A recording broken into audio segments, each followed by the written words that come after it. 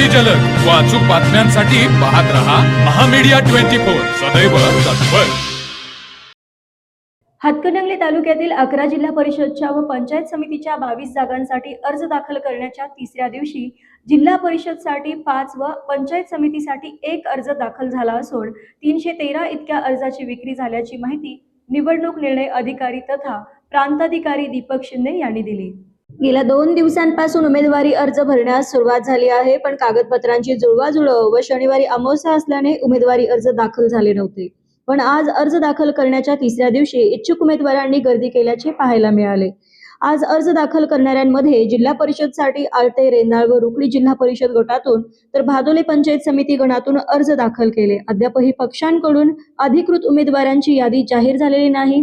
बुधवारी उमेदवारी अर्ज दाखल करण्याचा शेवटचा दिवस आहे, त्यामुळे शेवटच्या 2 दिवसात उमेदवारी अर्ज दाखल करण्यासाठी झुंबड उडणार आहे।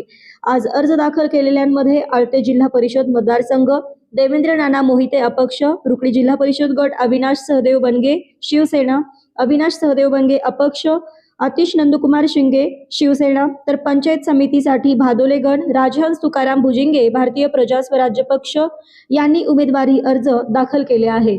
सदर माहिती निवडणूक निर्णय अधिकारी तथा प्रांताधिकारी दीपक शिंदे व सहाय्यक निवडणूक निर्णय अधिकारी सुशील बेलेकर यांनी दिली। तर मग चला सबस्क्राईब करायला विसरू नका महामीडिया 24 न्यूज चॅनलला। महामीडिया 24 सदैव तत्पर।